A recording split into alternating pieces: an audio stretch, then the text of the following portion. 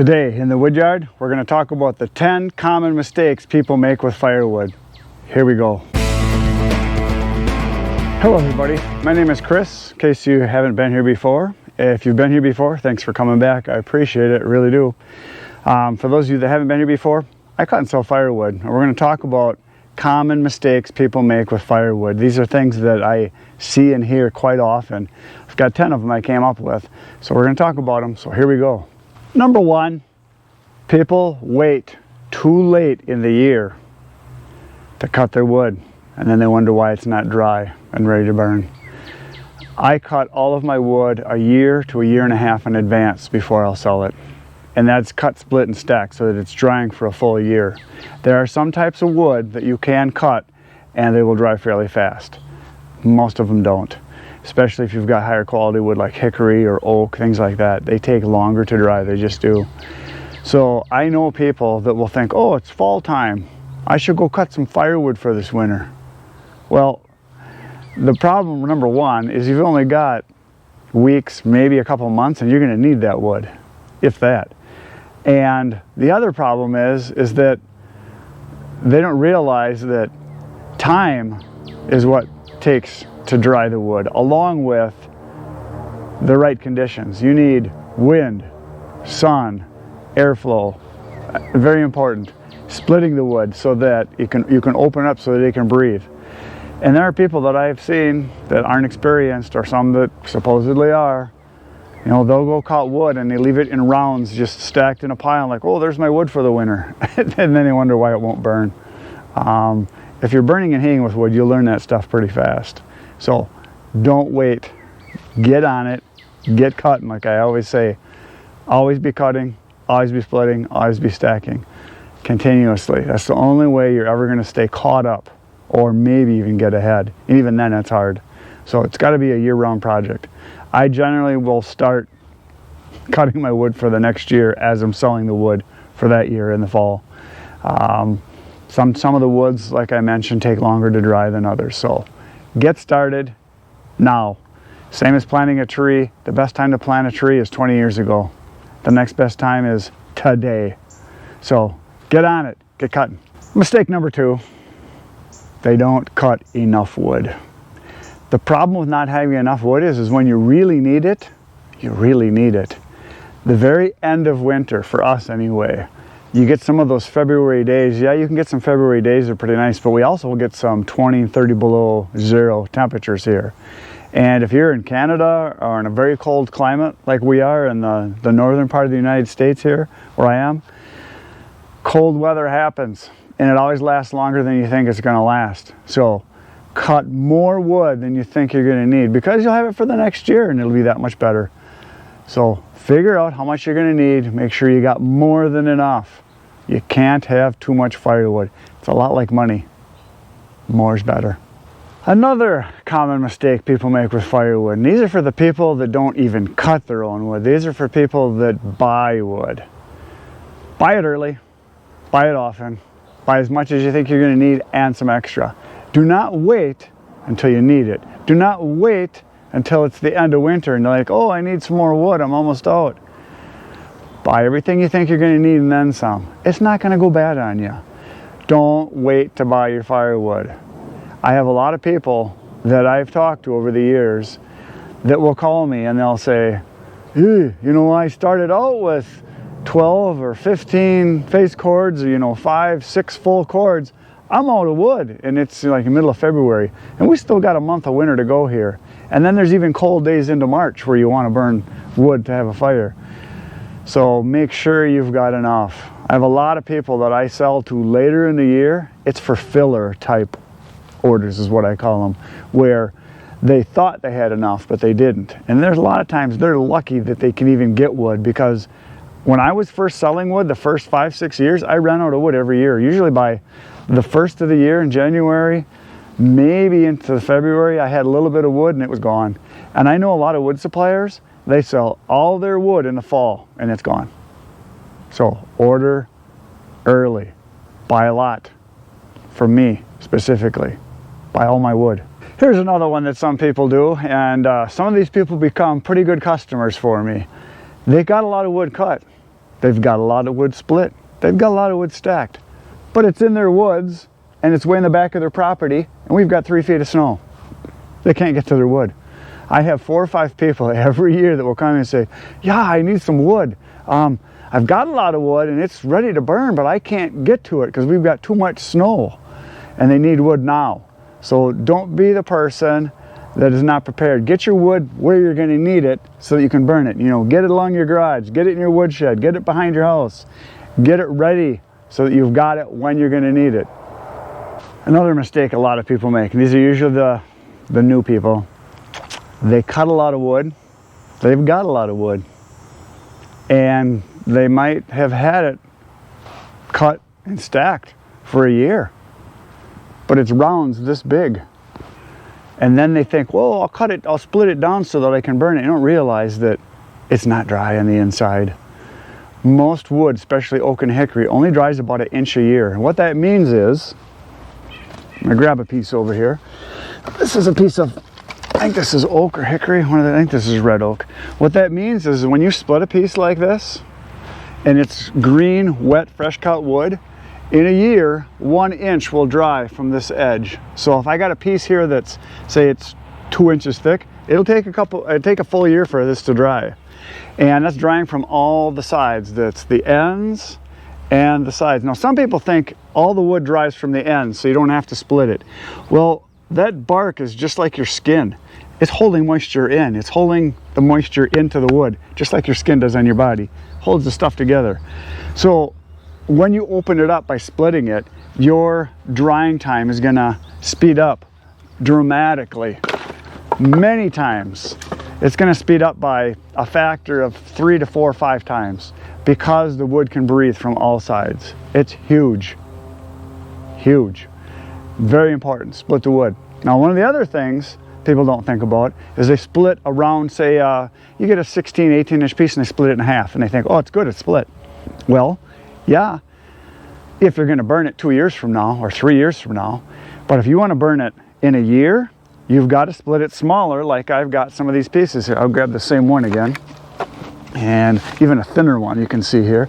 So like if you wanna burn your wood right away, say in 6 months or a year, you want it split down to this size, smaller and thinner. Now, a lot of people that burn large quantities of wood or heating with wood, they want the big chunks of wood, what they call the all-nighters. The people that have the big, huge all-nighter pieces, they have to dry their wood much longer, which means 2, 3 years if they got the big chunks. The reason they want those is they want it to burn longer in their fire place or in their wood stove or in their boiler. But one thing they don't think about is that how long it's going to take to dry. So that's very important. Now, for those of you that think this is too small of wood, think about it this way. Fire is a living, breathing thing. So what it takes is, it takes, number one, an ignition source. So you need a match, lighter, spark, whatever to get it started. Number 2 thing you need is your fuel, which is the wood. Number 3 thing you need is oxygen. It needs to breathe.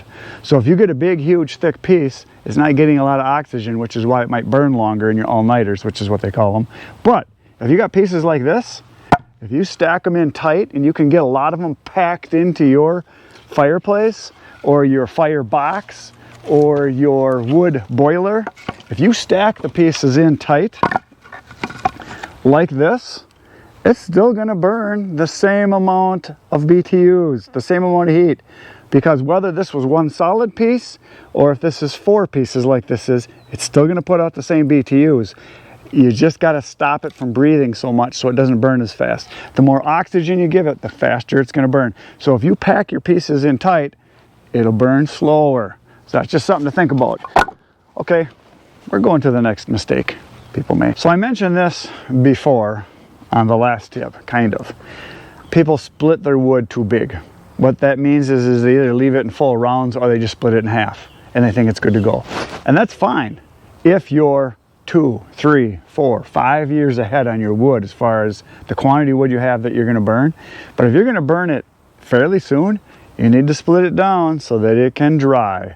Like I said before, oak, hickory, the more dense, locust is another one, more dense wood, the more tighter grained wood, takes longer to dry.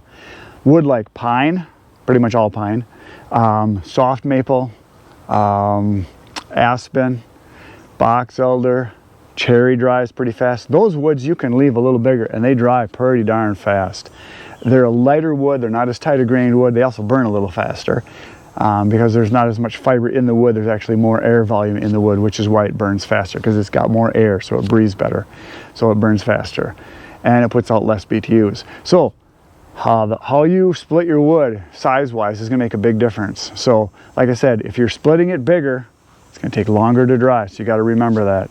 So think about that. Same point, don't split your wood too small. If you've got wood that's all the size of your thumb, it's going to burn pretty fast. If you've got it split down to where it's little bitty kindling size pieces, it's going to burn faster unless you really pack it in tight into your stove. But if you're just burning it in a fireplace and you want a lot of flame, you're just going to feed it more because it's going to burn faster. It's going to put a lot of heat out because it's going to have a lot of flame to it, which is pretty and it's nice. I myself actually like wood if I'm sitting by a fire enjoying it, whether it's a fireplace or a fire pit. I like flame. I like smaller pieces. I like putting wood on the fire. It's kind of like the pyromaniac in me gets to play with the fire a little bit more, get to poke it a little more, turn the pieces over more, add more wood, because I like a big fire with a lot of flame. I'm like most guys, I want a big fire. So that's something to think about. So if you got small pieces, they will burn faster, so don't split them too small. I personally think a variety of sizes is a good thing. Smaller pieces, medium-sized pieces, some bigger pieces, and some ginormous pieces. It's good to have a mixture, it really is. So think about that. Number 8 is a pet peeve of mine. There are people that I have seen on the internet, on YouTube, talking about this, that truly believe you do not have to stack your wood. And I agree, you don't have to. But if you're stacking your wood or piling your wood just in piles that are flat, they're wide, they're on ground that is in a low area, if you're on clay soil especially, which is what we have here, the wood on the bottom is not going to dry. If you're up against another pile and you've got a whole bunch of wood up against it, I know this from personal experience, that wood down in the corner, it's not going to dry. It's going to be wet and moldy. You got to get the wood off the ground. Number one, because you want it to get as much air in the sun as possible. I stack almost all my wood in full cord or 2 full cord rows. So what I'm doing is I'm putting pallets down, and I'd put 3 rows that are 8 feet long, 4 feet high, and then I'll do another row butted up against that, so then I have 2 full cords. Sometimes I even go 3. And then I leave a space that's just big enough so I can walk between them, so I get airflow and I can go between them, and the sun can hit kind of all the sides. It's real important to get it off the ground, it just is. Now, in particular, red oak is one of the most difficult woods to dry, I think. White oak is too, but white oak is a closed cell type wood, so it doesn't suck moisture in, which is why in the old days when they built ships out of wood, they used white oak primarily, or members of the white oak family, bur oak, white oak. There's a bunch of different names. But the red oak family, which is the black oak and the red oak, and there's a bunch of those too, pin oak, there's a bunch of them. They actually wick moisture from the ground. And I've had white oak be on the ground that I know is dry because it's a year old, but it got knocked onto the ground and maybe a couple other pieces on top of it. It'll suck moisture right out of the ground, and it's as dry, it's as wet as it was the day I cut it, maybe even wetter, because it sucks moisture up from the ground. So unless you're on rock, like bigger rock, or a real sandy soil, and you're in a very dry area of the country or world where you don't get a lot of rain, or there's not a lot of ground moisture, getting it off the ground is huge. I like to put my wood on pallets, which is what all this stuff is here. Pallets gives you a good 4 inches. It's open underneath, it can breathe underneath, and then by having the open sides, air can flow around, sun can hit it, and it can dry. And then the other thing that I do is in the winter, I cover it, and we'll talk about that coming up soon. Number 9, if you're going to be storing your wood outside, which is what most people do, if say you don't have a wood shed that's big enough to store your wood, or if you got large volumes like I have where you have hundreds of cords of wood, obviously you're not going to have a big enough structure to put it in unless you've got money to burn. You can build big pole sheds that are open and build big wood sheds. My brother has a wood shed, and he can fit, I think it's right around 25, to 30 or so face cords, so 9 to 10 full cords is what he can fit in his shed. But he heats with wood and he sells wood, so he has most of his wood not in the shed. That's just his personal stuff, the good stuff that he stores. So the rest of the wood, he's covering it. And what I do, and a lot of other people do that I've talked to, is when I cut wood in the, say, late winter, spring, summer, I don't cover it. I leave it, well, I stack it as soon as I can, but I leave it uncovered through what I call the drying season, which is your late winter, your spring, your summer, early fall. But then when we get into winter, that's when I cover the wood. And the reason I cover it is because we get snow. And snow doesn't just sit there all nice and white and fluffy and dry. We have days where the sun is hitting it and you get a lot of freeze and thaw cycles where it freezes and thaws, freeze, thaws, freeze, thaws. So that snow is constantly thawing and then settling and running down into the wood. And if that happens enough and long enough, what happens is you get what's called a wood sickle. The water will go down into your wood and it'll freeze on the inside because there's no sun heating it, so it's cooler on the inside, and all that snow just keeps melting and melting and melting, and your wood will just turn into a big frozen block of ice and wood, and then you got to bust it apart. And if you're selling it, that's not a good thing. And if you're burning it, it's not a good thing, because then it's all stuck together. You got to pound it apart, even though it's probably dry and ready to burn if you've had it stacked long enough. So I cover it, but I do it later in the year so that the wind and the sun can do its thing. Obviously, I don't like when it gets rained on. It would be nice to cover it every time before it rains and uncover it so the sun and the wind can do its thing and dry it out. That's just not practical when you got hundreds of cords like I do. So I do cover my wood. And most of the time what I use is I use tarps. These are old billboard tarps that I cut so that they will cover a 4 foot by 8 foot piece. This one's an old one. It's getting pretty nasty. I've had this one probably 4 or 5 years now. So these are, it's like a woven nylon plastic coated piece of material, a tarp. Cheap tarps will last you about a year. Higher quality tarps like that one I just showed you will last 2, 3 years, maybe 4 years. And then there's a real heavy tarp that I've gotten from the billboards that I've bought, the old billboard material. And that stuff I've had last 5, 6, 7 years. It's really heavy duty, but you pay more for it. Now another option is to use just clear polyplastic. And this is one that's all ripped up, but clear plastic works really good for covering wood, and I've used it quite often. The bad thing is as you can see, it only lasts about 2 years. That's all you're gonna get, and it just starts to shred. The sun breaks it down, it gets very brittle, it's very easy to rip. The wind will shred it, the sun, elements, when the wind blows and rubs the wood, or rubs the plastic on the wood, it'll get holes in it. The next thing, which I do use and I do like, is I use black plastic or black poly, which works really good too. Now, something I should mention when I'm mentioning these coverings, I'm only covering the top and maybe a little bit on the side, like literally just a little bit on the side, not much more than 6 inches or a foot that the tarp will hang down on each side or the ends, because I want the air to get it and the sun to hit it as much as possible. So black poly works really good too. There's another option, and this is what a lot of people use. My dad has used stuff like this for years. He has dozens of big sheets of tin that he got from old buildings. He's got some that are 12, 16 feet, and they're 4 feet wide or 3 feet wide. But you can just get cutoffs. This is from a pole building that was built, and I found a guy that was throwing these up by the side of his road, and I got about a dozen of these. They're all odd-sized pieces, but they just lay up on top of the wood, and you just gotta, they fit really nicely on a cord of wood, and you just gotta put some weight on the top of them, so you can put cement blocks or chunks of wood and they'll dry. One of the things you gotta think about when you're covering your wood is you wanna have it somewhat tapered to the outside. That means if you've got a full cord where you've got a row here, a row here, and a row here, you want to have a slight crest to it, especially if you're using plastic or tarps, because you want that water to drain off. You don't want it to drain in, because that can be just as bad as no covering at all, or even worse, because then it guides the water to the middle. I know a guy that did that and he ended up with wood sickles. So you want your top covering to slope slightly. So next tip's happening right now. The number 10 mistake that people make with their firewood, there's really no nice way to say this. They're lazy. They cut their wood and they throw it in a pile. and they leave it sit. And then 2 years later, they wonder why their wood's all rotten because it's on the ground. Or they cut it and they'll throw it into a shed, but they never split it. And then when they need it, it's not ready to go. Or they wait too long.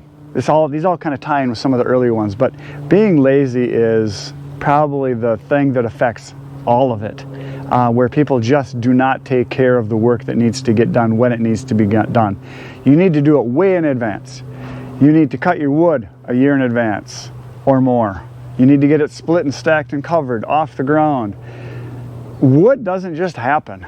Firewood is a long process, and people don't realize that, especially if you're new to the game. It takes time, especially if you're selling it. You got to build up your inventory, and you got to always be wanting more. You got to have the greed mentality when it comes to firewood. You got to want more, more, more. You got to be greedy, and you got to always be willing to do the work now to be paid later. The whole thing with delayed gratification is huge when it comes to firewood. Huge. Because it's not like you can just do the work and you're getting paid. It takes time. It's kind of like investing. And that's the way I see my firewood. It's an investment. I've right now got 600 or so face cords of wood, which is 200 full cords. And that means I've got $60,000 worth of wood right here, right now. That doesn't mean I'm going to make $60,000 because I've got equipment. I bought a lot of the wood. I got a lot of time into it. I've got stuff that I did to make it, so it's not all going to be profit. I still got to deliver it. There's still a lot of work to be done, but it's money in the bank. That's the way I see it. I got a bonus tip. Here we go. It's coming next. Bonus mistake people make, number 11. Here it is. They only take the good stuff. They only take the trunk wood, you know, from the butt to where the branches start, and they think, oh, that's the good stuff. Yes, it's the good stuff. It's the easy stuff. But there's a lot of good wood in the limbs. And limbs can be anywhere from 3 to 4 inches all the way down to about 1 inch. It all burns. It's all good. If you've got time and you've got the availability, take as much of the wood as you can. Don't waste it. I cut stuff pretty much all the way down to, if I can get my hand around like that, that's about as small as I'll go. Once it gets below that, once you're down to about 1 inch, then it's kind of iffy. But the limb wood, there's a lot of good wood in limb wood, and there's a lot of limbs in trees. There's a tree up here I'm kind of pointing to. See, there it is, there's the tree. So when you are cutting the wood, don't be afraid to take the limb wood. It's good wood. Yes, it's more work. Yes, it's kind of nitpicky. I've gotten wood where I've seen logging jobs where they took the good stuff and they left limbs that were, you know, 5, 6, 7 inches. There was a lot of good wood there. I got a lot of wood. So think about that. Now, the other kind of wood that a lot of people are kind of snobbish about are the crotches, the nasty stuff. And for those of you that heat with wood, you know this. For those of you that have a lot of experience, you know this. The crotches are the gold. That's the stuff that burns the best, the longest, and the hottest. Yes, it's a pain in the butt to split. Yes, it's a pain in the butt to cut. Yes, it's a pain in the butt to lift and move, but that's the good stuff. The crotches is where the wood in the inside of the tree, where that branch is trying to hang on to the tree and the tree is trying to hang on to the branch, that's your tightest growth. That's your most dense wood. That's the good stuff. So take the limb wood, take the crotches. It's all good wood and it all burns. So that's it for today, folks. Thanks for watching. I appreciate you being here. Hopefully I gave you some information that maybe you hadn't heard before. If you have heard it before, well, now you agree. Or maybe not. I don't know. I'll be back tomorrow. Tomorrow we're going to do some more work in the wood yard, and we will make little pieces of wood again that will dry and that will burn. It'll be fun. You should come along. It'll be fun. I make a video every day just for you. Yes, you. I'm glad you're here. Thanks for coming by. I'll see you tomorrow. Good night, Irene.